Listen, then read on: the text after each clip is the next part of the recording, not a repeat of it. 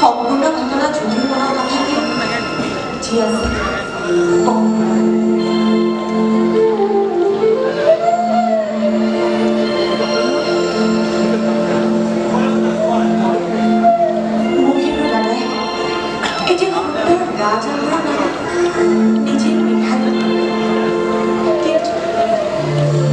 কিন্তু সেই ৰাজআভৰণ পিন্ধাৰ লগে লগে মোৰ গোটেই দেহটো পুৰণি উঠে লগে লগে যে জগতখন আন্ধাৰ হৈ পৰে এইখন প্ৰলয়ৰ সৃষ্টি হয় মুহূৰ্ততে যে পৃথিৱীখন ধ্বংস হৈ পৰে তেনেধৰণৰ বজ্ৰপাত শিলাবৃষ্টি উল্কাপাতৰ সৃষ্টি হয়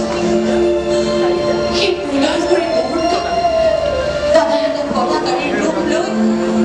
মোক গিলিবৰ বাবে ঠেলি আহে সেই মুহূৰ্তত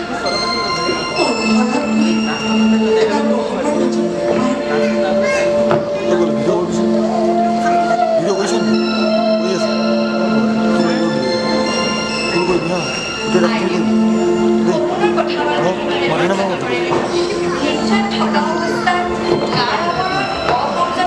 খালি মেইন কথাটো কি গম পাই নাই যিকোনো সপোনে দেখা যায়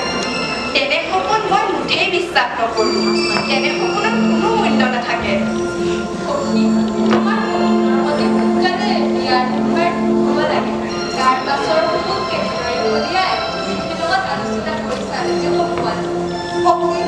সকলোৱে কথাদানৰ মাত্ৰে বিশ্বাস কৰে বাদ দিয়াই আমাক ৰাজকাৰণৰ ফাললৈ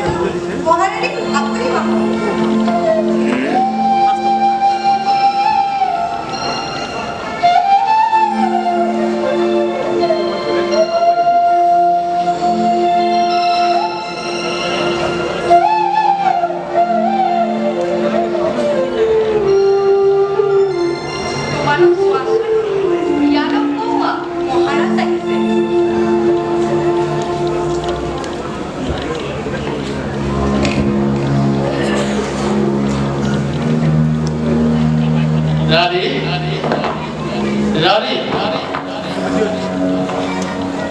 মহাৰাজ মহাৰাজ হঠাতে বাৰু এই উদ্যানত আপুনি কলকে উপস্থিত ৰাণী তোমাক এটি শুভ সংবাদ দিবলৈ আহিছো ৰাণী কি শুভ সংবাদ আজি আমাৰ দৈৱকীয়া দেউৰ বিবাহৰ দিন স্থিৰ কৰা হৈছে নহয় সঁচানে সঁচানে মহাৰাজ নে মই সদায় কৈ থকাৰ বাবে ঠাট্টা কৰিছে ঠাট্টা নহয় ৰাণীয়ে সঁচা কথা তেন্তে দৰানো ক'ত ঠিক কৰিলে দৰা আমাৰ সেই গকুলৰ মহন্ত বহুতে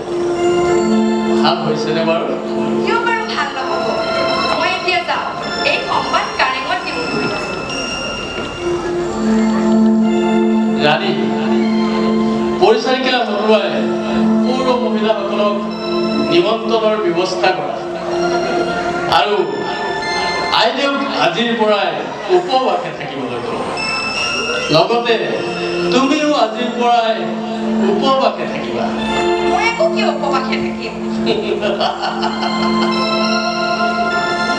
তোমালোক তিনিওটা মানুহবোৰে বিবাহৰ গন্ধ পোৱাৰ লগে লগে উপবাসে থাকিব লাগে বুজিছা ইছ নকৰিলে পাৰিছোঁ আৰু